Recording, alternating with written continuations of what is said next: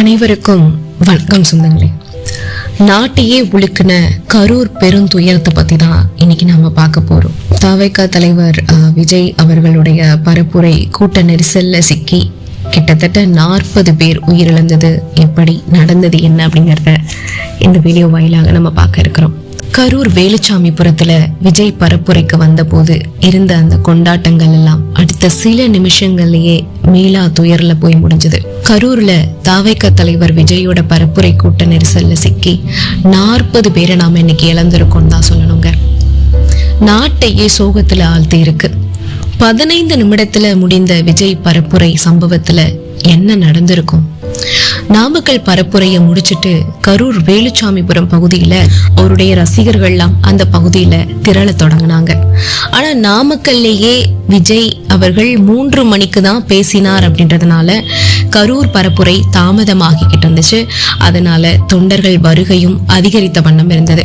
ஆனா இவங்களுக்கு கொடுத்திருக்கக்கூடிய நேரம் இருக்கு இல்லையா, காவல்துறை இவங்களுக்கு கொடுத்திருக்கக்கூடிய நேரம் பிற்பகல் 3 மணில இருந்து இரவு 10 மணி வரைக்கும் அப்படின்னு சொல்லியிருக்காங்க. அந்த அறிக்கையில இருக்கு. காலதாமதம் அப்படின்னு சொல்றது இதுல ஏற்றுக்கொள்ளக்கூடியதா இல்லையா அப்படிங்கறத நீங்க எனக்கு கமெண்ட் பாக்ஸ்ல சொல்லுங்க. ஏன்னா அவங்களுக்கு கொடுத்திருக்கக்கூடிய ஏன் இந்த கால அவகாசத்தை நீட்டி கொடுக்கறாங்க.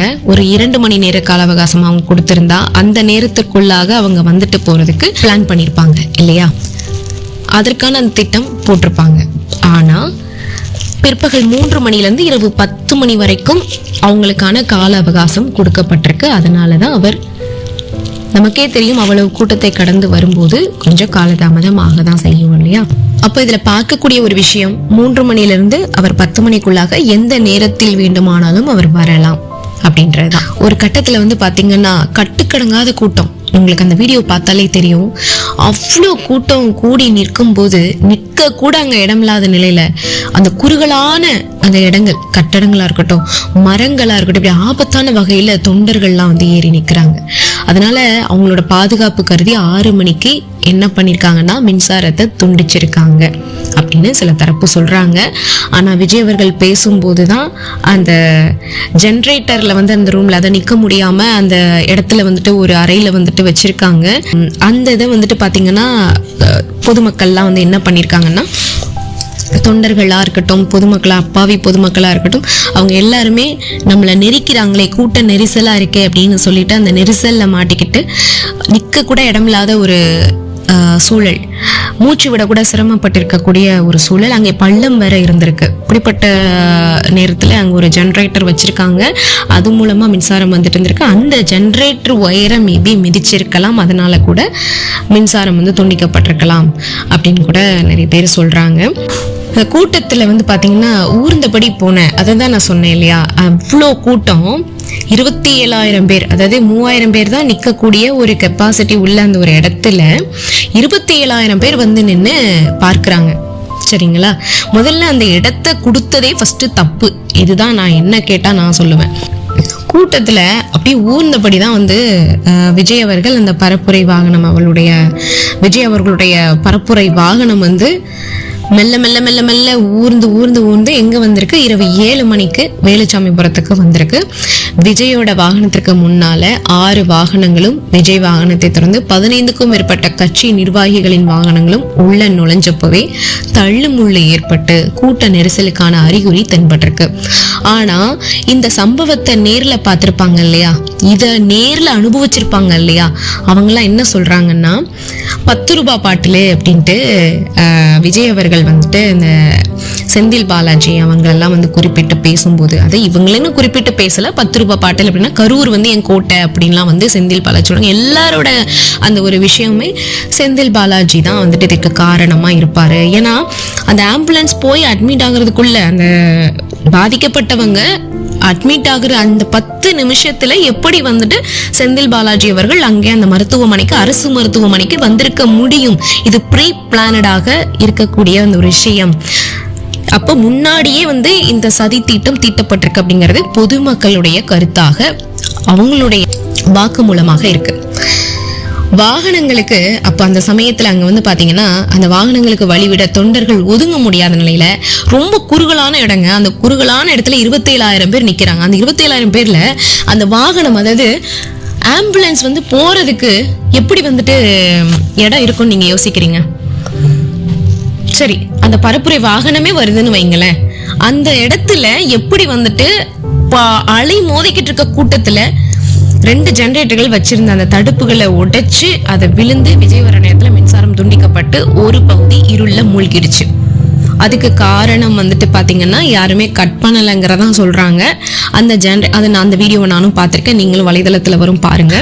ஜெனரேட்டர் ரூம்குள்ள நிறைய பேர் ஆர்ப்பரிச்சு உள்ள போகும்போது ஏதோ ஒரு ஒயர் கட் ஆகி கூட அந்த இடத்துல கரண்ட் வந்து ஆஃப் ஆக வாய்ப்பு இருக்கு. மின்சாரம் துண்டிக்கப்பட்டு அந்த ஒரு பகுதி இருள்ல மூழ்கி இருக்கும். அவர் பேசிட்டு இருக்க இடத்துல வந்துட்டு லைட் இருக்கும். ஸோ அப்பவே வந்து பாத்தீங்கன்னா அங்கும் இங்கனுமா கூட்ட நெரிசல்ல சிலர் வந்து விழ தொடங்கிட்டாங்க. அவங்க உடனுக்குடனே அவசர ஊர்திகள்லையும் அனுப்பப்பட்டிருக்காங்கன்னு சொல்றாங்க. ஆனா அனுப்பப்பட்டிருந்தா காப்பாற்றப்பட்டிருக்கணும் இல்லையா? முதல்ல அந்த கூட்ட நெரிசலை நல்ல அந்த 2 வயசு குழந்தைலாம் இருக்குல்லங்க, அதெல்லாம் என்னால ஏத்துக்கவே முடியல. நிஜமா எனக்கு பார்த்ததுமே வந்துட்டு அந்த தகப்பன் கதறாப்ல அவ்வளோ எனக்கு அழுக வருது. நெஞ்சம் கனத்து போகுது. ஒரு சாப்பாடு கூட நிம்மதியா நம்மளால சாப்பிட முடியாத அளவுக்கு நமக்கே இப்படி இருக்குன்னா பாதிக்கப்பட்ட அவங்களுக்கு எந்த மாதிரி ஒரு வழியை ஏற்படுத்தியிருக்கோம்ல, நினைச்சு பார்க்கவே பயங்கரமா இருக்குங்க. இரவு 7:12 மணி, கரெக்டா 7:12 விஜய் அவர்கள் பேச தொடங்குறாரு. ஆனா கட்டுக்கடங்காத கூட்டம் திணறாங்க, மூச்சு திணறாங்க. பல மணி நேரம் காத்திருந்தவங்க எல்லாம் தண்ணீர்னு கூச்சல் போடுறாங்க. இத்தனைக்கும் அந்த கூட்டத்துல ஒருத்தவங்க இருக்காங்க, அவங்க யாரு என்னதெல்லாம் தெரியல. ஏதாவது இத்தனைக்கும் அந்த சம்பவத்துல பாதிக்கப்பட்டவங்க ஒரு பெண் நினைக்கிறேன், நான் வீடியோஸ்ல பார்த்தேன், நிறைய சேனல்ஸ்கள்ல பேட்டி எடுத்து போட்டுட்டு இருக்காங்க இல்லையா? ஸோ அவங்க என்ன சொல்றாங்க, வாக்குமூலம் கொடுக்குறாங்கன்னா, திடீர்னு 3 கும்பல் வந்துட்டு உள்ள வந்தாங்க. இது வந்துட்டு உண்மையாவே வந்து சதி திட்டம் தான் அப்படின்னு சொல்றாங்க. அந்த பாதிக்கப்பட்ட பெண் பேசும்போது கண்கள்ல அப்படியே கண்ணீர் வலியுதுன்னு தான் சொல்லணும். நிச்சயமா நம்ம வீட்டுல ஒண்ணு நடந்தா எவ்வளவு கஷ்டப்பட்டிருப்போம்ல, தாங்க முடியாத ஒரு வழியில தான் நான் அவங்க கிட்ட இப்ப பேசிட்டு இருக்கேன். நீங்க இந்த வீடியோ கேட்டுட்டு அந்த வீடியோ முடிஞ்சதுக்கு அப்புறம் உங்களோட கருத்தை கமெண்ட் பாக்ஸ்ல மறக்காம பதிவிடுங்க.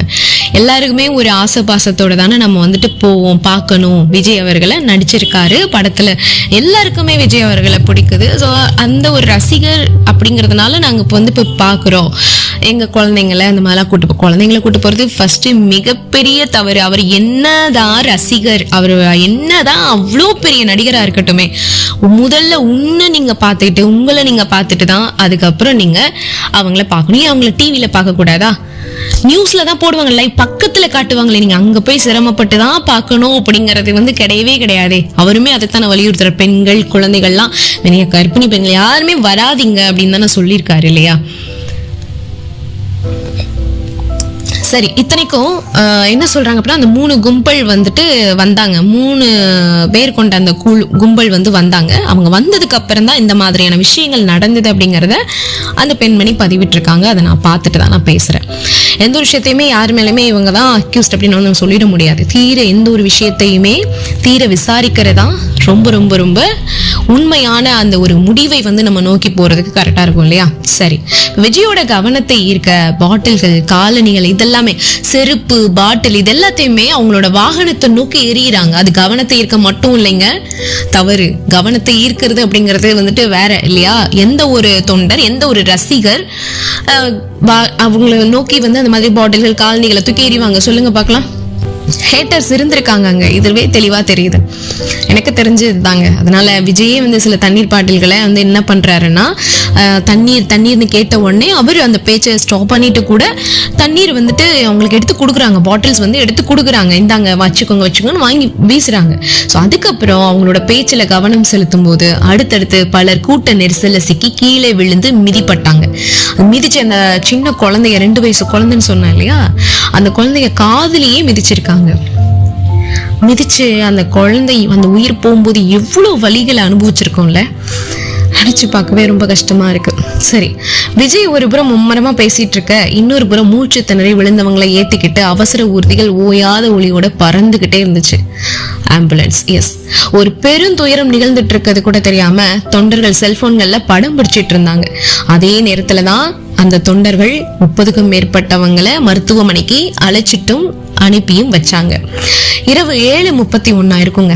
7:31 விஜய் அவர்கள் பரப்புரையை முடிக்கிறாரு. கூட்டம் இன்னும் திணறிக்கிட்டு தான் இருக்கு. ஒரு பக்கம் விஜயோட வாகனத்திற்கு பவுன்சர்கள் வழி ஏற்படுத்தியிருந்த அதே நேரத்துல இன்னொரு பக்கம் உயிருக்கு போராடிட்டு இருந்தாங்க தொண்டர்கள் அப்படின்னு தான் சொல்லணும். இதுக்கிடையில நோயாளிகள் யாரும் இல்லாம வந்ததா சொல்லி தனியார் ஆம்புலன்ஸ்கள் மேல தாக்குதல் நடத்தின அந்த தொண்டர்கள், தனியார் ஆம்புலன்ஸ் ஓட்டுநர்கள் இருப்பாங்களே, அவங்களாம் சரமாரியா வந்து தாக்கியிருக்காங்க. இதை அடுத்து ஏன்னா வந்துட்டு ஒண்ணுமே இல்லாம, அதாவது நோயாளிகளே இல்லாம ஆம்புலன்ஸ் வந்து அங்கே போயினதா அந்த பாதிக்கப்பட்ட பெண் கூட சொல்றாங்க. சரிங்களா, அந்த இடத்துல இருந்து நோட் பண்ணிருப்பாங்கல்ல. ஸோ அவங்க கூட என்ன சொல்றாங்கன்னா, தேவையே இல்லாம ஆம்புலன்ஸ் அங்க எங்கேன்னு வந்துட்டு இருக்கு, நாங்களே குறுகலான இடத்துல நிக்கிறோம், அந்த குறுகலான இடத்துல எங்களுக்கு விலக கூட டைம் இல்லாத இடம் இல்லாதப்போ, நிக்க கூட இடம் இல்லாதப்போ அந்த இடத்துல ஒரு ஆம்புலன்ஸ் போதும் போது அந்த முன்னாடி இருக்கிறவங்க என்ன பண்ணுவாங்க, வழி விடுறேன்னு சொல்லி எங்களை நெரிக்கத்தானே செய்வாங்க. அப்போ நாங்க எவ்வளவு தூரம் வந்துட்டு ட்ரபிள் ஃபேஸ் பண்ணிருப்போம். ஸோ அதுக்காக தான் வந்து அவங்க சரமாரியா தாக்குனாங்க அப்படின்ற மாதிரி சொல்றாங்க. இதையடுத்து அந்த காவலர்கள் என்ன பண்ணிருக்காங்கன்னா, தொண்டர்கள் மேல லேசா தடியடி நடத்தி ஓட்டுநர்களை தாக்குனதுக்கு அப்புறம் 10க்கும் மேற்பட்டோரை விரட்டி அடிச்சிருக்காங்க. மருத்துவமனைகள்ல அனுமதிக்கப்பட்டவங்க அடுத்த சில நிமிஷங்கள்லயே அடுத்தடுத்து உயிரிழக்க குடும்பத்தினர் கதறல் கரூரையே கண்ணீர் விட வச்சிருக்குன்னு தான் சொல்லணும். கரூரோட கருப்பு நாளைய தினம், கரூரோட கருப்பு தினம் அப்படின்னு நம்ம சொல்லலாங்க. இன்னும் நிறைய விஷயங்கள் எனக்கு தெரிய வருது, நம்ம நிறைய ஷேர் பண்ணலாம் நிறைய விஷயங்கள். அதாவது ஒரு ஆணையம்னு ஒன்று அமைச்சிருக்காங்க. அதுவுமே யார் அமைச்சிருக்காங்கன்னு பார்த்தீங்கன்னா முதல்வர் அவர்கள் தான் வந்துட்டு ஒரு ஆணையத்தை வந்து அமைச்சிருக்காங்க. அந்த ஆணையம் அவருடைய நேரடி கட்டுப்பாட்டுகள் தான் இருக்க போகுது எப்படியும். சரிங்களா, அந்த ஆணையத்துக்கு விடாம சிபிஐயோட அந்த ஒரு கட்டுப்பாடுல இந்த ஒரு கேஸை விசாரிச்சாங்க அப்படின்னா என்ன நடந்தது அப்படிங்கறத உண்மையாவே தெரிய வரும் அப்படின்றது என்னோட கருத்தா இருக்கு. உங்களோட கருத்து என்ன அப்படிங்கறத கமெண்ட் பாக்ஸ்ல மறக்காம சொல்லுங்க. எல்லாத்துக்கும் மேல எனக்கு லாஸ்டா ஒரு சின்ன கொஸ்டின் ஒண்ணு வருது. என்னன்னா, ஒண்ணு நடக்கிறதுக்குள்ள எவ்வளவு சம்பவங்கள் நம்ம தமிழ்நாட்டுல நடந்திருக்கு. எங்கேயுமே போகாத முதல்வர் அவர்கள் அன்றைய நைட்டே இரவே வந்துட்டு ஃபிளைட் பிடிச்சி தனி விமானம் மூலமா கரூரை வந்தடைந்து இந்த மாதிரி ஆறுதல் சொல்றதுக்கான காரணம் என்ன அப்படிங்கிறது எனக்கு தெரியல. அத்தனை கட்சிக்காரங்களையும் அங்க வரவழைத்தார்.